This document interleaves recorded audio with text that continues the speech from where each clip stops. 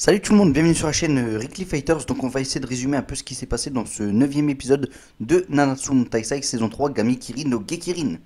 Alors il y a une discussion qui se fait entre les trois filles, donc c'est-à-dire Elaine, Jan et Elisabeth bien entendu. Alors Elisabeth elle nous dit quand même que là elle est très faible et qu'en plus de tout ça elle a toujours cette petite malédiction. Donc voilà, elle a toujours cette petite épée de Damoclès au-dessus de sa tête. C'est vraiment pas cool hélas pour elle. Et Jan par contre elle fait part à Elisabeth du fait qu'elle l'a vu 3000 ans plus tard, qu'elle a vu clairement une Elisabeth qui était totalement comme elle et qui en plus s'appelait Elisabeth et qui côtoyait justement le capitaine, c'est-à-dire Meliodas. Bon et du coup on retrouve King, Gowther et Scanor ensemble à table avec un petit verre. Donc King lui il tente de s'excuser auprès de Gowther pour ses agissements hein. Bon, et quelque part il le comprend un peu ce que Gowther a fait parce que lui-même, King, a fait des erreurs. Et oui, n'oublions pas qu'il avait reproché des choses à son capitaine. Alors que voilà, c'est dur de prendre des décisions. Et ça, il l'a compris lui-même en faisant un bond dans le passé, hein, les fighters. Et quelque part, Gowther, lui, il va essayer de se racheter aussi. Hein, il essaie d'être un peu plus aimable, plus gentil avec ses amis. Parce que voilà, c'est ses amis. C'est les seules personnes qu'il a auprès de son cœur, quasiment, hein, j'ai envie de dire, les fighters. Donc voilà, chacun va essayer de faire des efforts.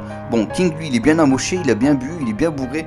Donc du coup Scanner il le prend, il va certainement le ramener dans sa chambre hein. Et pendant qu'il le ramène, eh bien King, sa petite main elle a trébuché. Hop, j'ai enlevé les lunettes des Scanners. Ça c'est pas cool, parce que là, chose que je n'ai capable d'apprendre dans cet épisode, je ne le savais pas les fighters hein. C'est que si on enlève les lunettes des Scanners, et bien sa puissance, voilà, elle sort. Et là, du coup, s'il fait jour, et bien les gros muscles aussi, ils sortent. Et ben c'est ce qui s'est passé. Puisqu'en fait, ça maîtrisait un peu sa puissance, ses lunettes. Donc voilà, du coup, le mode Escanor gros muscle, il est sorti là. Et bien, les fighters, à ce moment-là, il n'y avait qu'une seule solution. Et Gowther l'a utilisé. Il a repris les lunettes, il les a jetées sur Escanor. Et du coup, ça a recontrôlé sa puissance. Heureusement que Gowther avait tout compris rapidement. Hein. Bon, et du coup, on retrouve Merlin qui tente de localiser Arthur dans la ville de Camelot. Alors, quelque part, il y a un lien qui est très fort entre Arthur et Merlin. On ne sait pas réellement ce que c'est. Et je vais pas vous mentir, les fighters, à l'heure qu'il est dans les chapitres, on ne sait pas encore vraiment ce que c'est. Hein. En tout cas, c'est bourré de surprises. Hein. Du coup, elle utilise un monstre du nom de Orlandi. Bon, c'est une sorte de monstre qui ressemble à un monstre de Dragon Quest, hein, tout simplement, hein, pour ceux qui connaissent. Donc c'est un gros œil comme ça qui avance, et comme ça, du coup, avec cet œil, Merlin, elle peut voir à travers cet œil, hein, tout simplement, à travers le monstre. Le monstre donc, qui se déplace avec des petites ailes, et du coup, ça envoie l'image sur une sorte de gros joyau que Merlin regarde, bien entendu. Donc, du coup, ce petit Orlandi, il se promène, et là, il tombe nez à nez avec le grand Zeldris, donc le plus puissant, celui qui est le plus proche du roi démon, c'est-à-dire Zeldris, le démon de la piété. Voilà. Alors, les fighters, là, c'est son pitié, bien entendu, qu'il va lancer un sort vers Merlin, et donc, du coup, elle va être touchée, la pauvre, elle va être blessée d'ailleurs, et ça fait mal, ça fait vraiment mal, mais bon, on retrouvera Merlin qui va rejoindre le groupe des Seven Deadly Sins à la taverne. Donc bizarrement elle n'a pas l'air blessée, tout va bien, elle discute, elle fait la fête avec tout le monde et c'est plutôt cool. Bon et Jan du coup on profite que tout le monde est présent pour demander à Gowther Marionnette comment son père, donc Gowther original, a fait pour stopper la guerre. Donc Gowther Marionnette il dit qu'il préfère garder ça pour lui mais qu'il le dira bien entendu en temps voulu. Donc c'est pas pour tout de suite qu'on le saura, mais par contre on sait que ça va pas leur plaire hein, le jour où ils vont le savoir. Donc Merlin en profite pour dire qu'elle repart dans sa chambre. C'est chose qu'elle va faire, mais avant de partir elle dit quand même que il ferait mieux de pas trop faire la fête parce qu'il reste encore des commandements à combattre et à tuer bien entendu. Et donc elle repart dans sa chambre. Il y a Elisabeth qui en profite également pour dire à Meliodas que elle aimerait discuter avec lui, parce que voilà, c'est vrai qu'elle a eu une petite discussion avec Jan, comme quoi Jan elle a vu Elisabeth 3000 ans dans le passé, donc elle se pose des questions Jan, et elle aimerait avoir ses petites réponses hein, avec Meliodas. Et donc voilà, donc Merlin elle part, elle rentre dans sa chambre, et arrivée dans sa chambre, il y a Meliodas qui la récupère parce qu'elle est en train de tomber.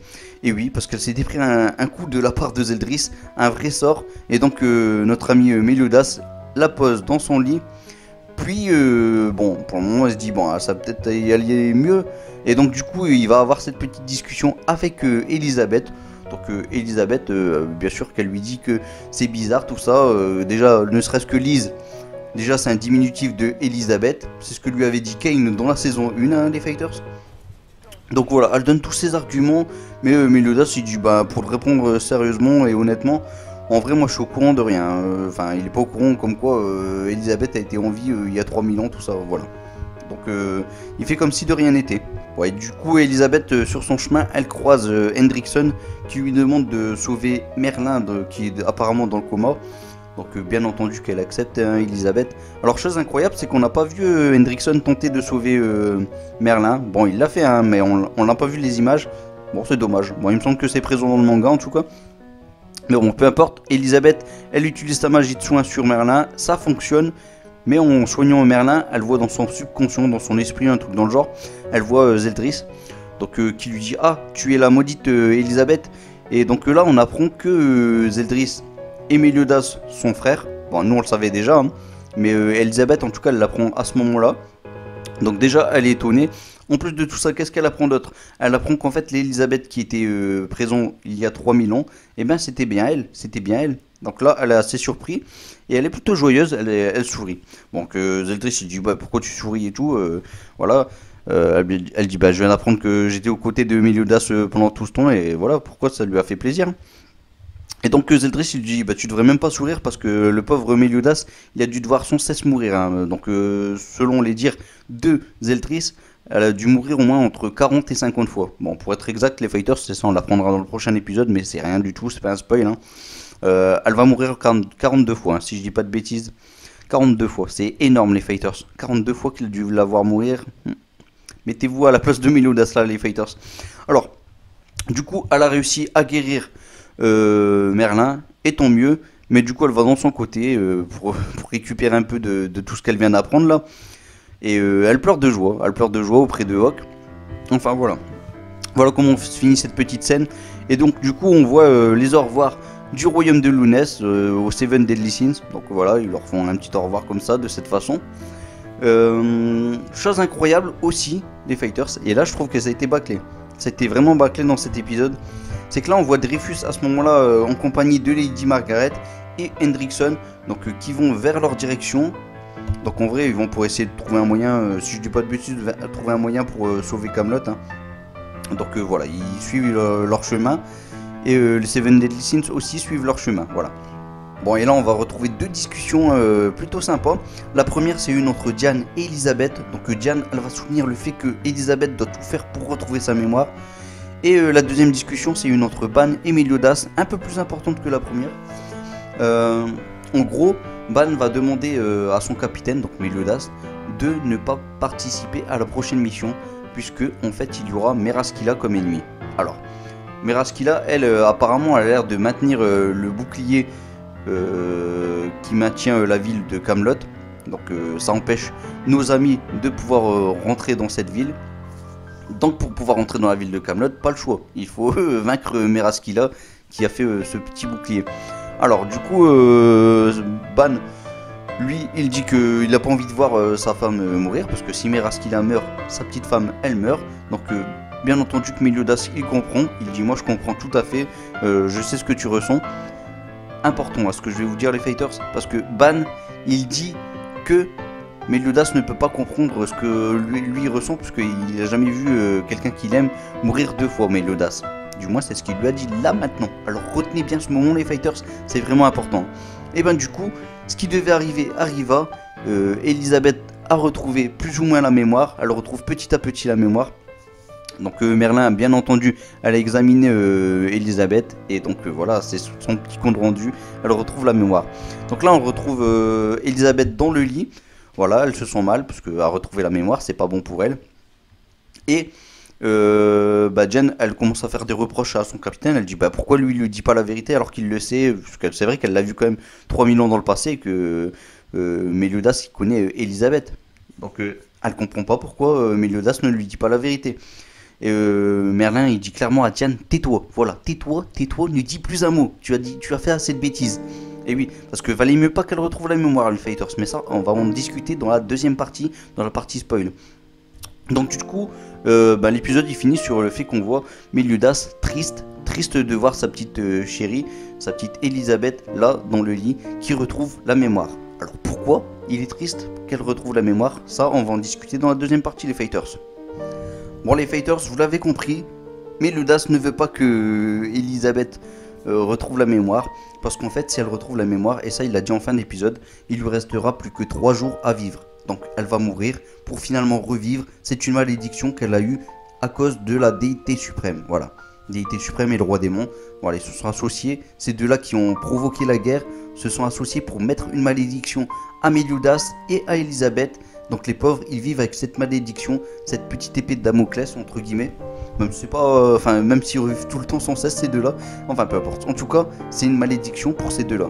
Donc si elle retrouve la mémoire, elle meurt au bout de 3 jours. Donc pauvre Meliodas, il doit vivre ses instants à chaque fois, ses derniers instants avec Elisabeth. Donc c'est pour ça qu'il lui dit pas la vérité.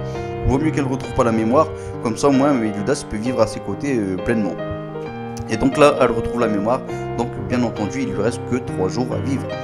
Et donc Meliodas, c'est son vœu. Voilà. Parce que vous savez que Elisabeth, elle est morte 42 fois à l'heure actuelle. 42 fois, c'est vrai que je l'avais dit dans la review. Mais c'est énorme.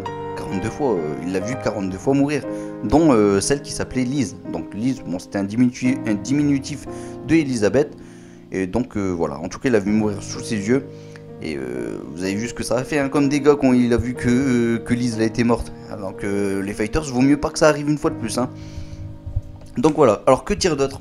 Donc là, maintenant nos amis, donc les Seven Deadly Sins, se dirigent vers la ville de Bastion de Coron. Donc la ville de Bastion de Coron, c'est là où se trouve Meraskila.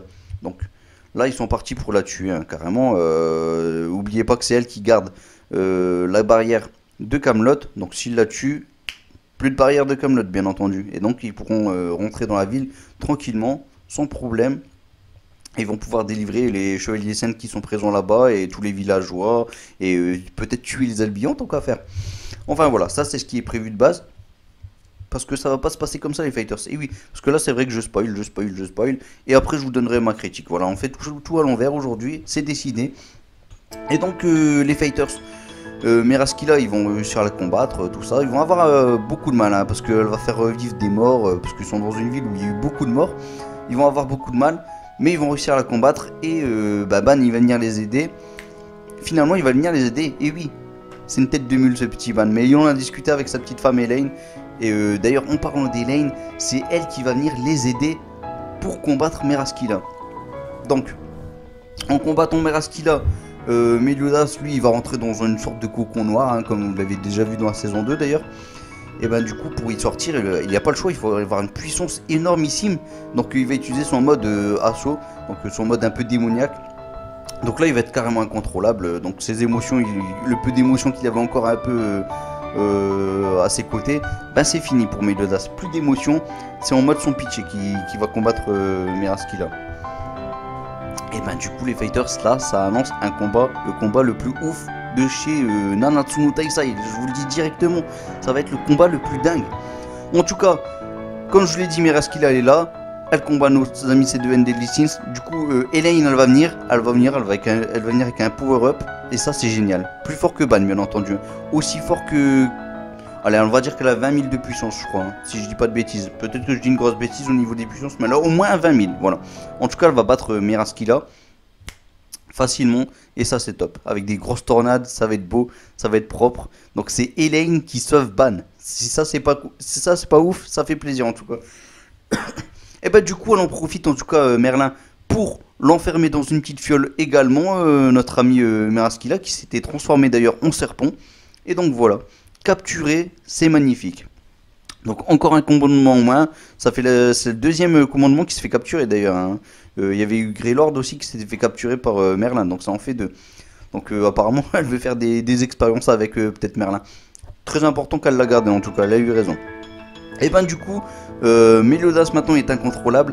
La seule personne qui peut maîtriser Meliodas, c'est Scanor. Donc voilà, on approche de midi. Il a pas le choix, il met ses gros muscles, il arrive à le combattre. Mais il fait pas trop le poids, Scanor. Hein. On parle quand même de Meliodas qui a 142 000 de puissance. Escanor il fait pas le poids du tout, mais il fait tout ce qu'il peut. Et plus midi ça approche, plus il devient fort. Mais notre ami Escanor. Et ce qui est cool, c'est qu'il là va arriver enfin midi, et donc il va utiliser sa forme ultime. Voilà, The One, ça s'appelle l'unique en version française. Ça va être dingue, le combat le plus ouf. Et donc les fighters, ça va se fighter, ça va se fighter, ça va se fighter. Finalement, Escanor va utiliser sa forme la plus parfaite, l'unique. Et donc là, avec cette forme, il va réussir à battre Meliodas. Il va battre le héros Meliodas, Escanor. Si ça c'est pas dingue, et ben je peux vous dire que ce combat va être gravé dans vos mémoires, les fighters. Je pense qu'en anime ça peut être ouf, hein. À voir s'il y aura pas trop de censure et tout. Mais franchement, épisode de dingue. Moi j'annonce directement. De toute façon, si vous aimez pas cet épisode, je pense que oubliez le Nanatsu no Taizai tout simplement. Du coup il va perdre. Merlin va l'enfermer dans un perfect cube. Et donc voilà, ils vont repartir de leur côté. Suite à tout cela, pour récupérer les émotions, bien entendu, Meliodas, parce que là, je réfléchissais à ce que ça pouvait être la suite. Donc pour récupérer les émotions de Meliodas, il n'y a qu'une seule solution, il y a le purgatoire. Le problème c'est que le purgatoire, il y a de l'acide, il y a une atmosphère un peu bizarre, il faut aussi froid qu'il fait chaud, c'est vraiment aucun être humain pourrait survivre, voilà, tout simplement. Mais n'oublions pas que Ban est invincible, il est immortel, donc lui, il se dit, moi je vais y aller. De toute façon, en plus, il a besoin d'un power-up, c'est le moment d'y aller et de devenir plus fort. Et c'est ce qu'il va faire. Bon, il parle pas bien entendu de devenir plus fort, mais c'est ce qu'il va devenir, hein. C'est comme ça qu'il va avoir un sacré power-up, les fighters. Je peux vous dire que le power-up, il va être phénoménal, hein. Et donc voilà les fighters, je pense que je vais arrêter là. Bon, que dire sur cet épisode les fighters? Bon, déjà je l'ai trouvé sympa, sachez-le. On avance sur l'histoire de Meliodas et de Elisabeth. On apprend un peu plus de choses. Et j'ai envie de dire quelque chose là, parce que là c'est une malédiction, hein, que nos deux héros possèdent. Ça c'est vraiment dommage, c'est pas cool. Enfin bon, en tout cas l'histoire avance bien. Ça c'est le secret de Suzuki Nakaba, c'est qu'il arrive à développer son histoire en plusieurs fois. Et c'est ce qu'il nous fait. D'ailleurs il nous le fait avec tous les personnages. Et vraiment c'est sa spécialité je crois, Suzuki Nakaba. Alors que dire d'autre? Je trouve qu'il y a des passages qui sont passés à la trappe quand même. Lady Margaret qui dit au revoir et qui va dans son chemin, on sait même pas pourquoi.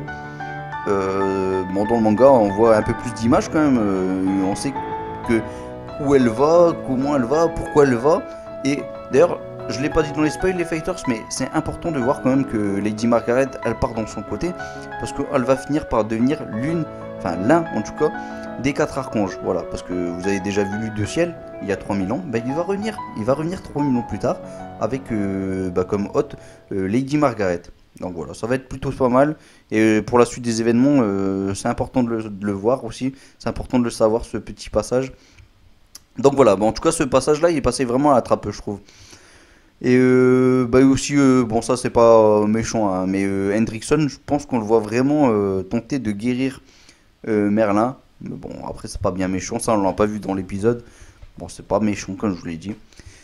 Sinon, côté musique, c'était top, j'ai kiffé. On a même eu la petite musique du tavernier de Escanor qui était représentée dans cet épisode. Ça fait plaisir, hein. Franchement, ça faisait un petit moment quand même qu'on n'avait pas entendu cette musique. Moi j'ai kiffé, franchement j'ai kiffé. La musique, il n'y avait rien à dire. En plus, la petite musique de tristesse.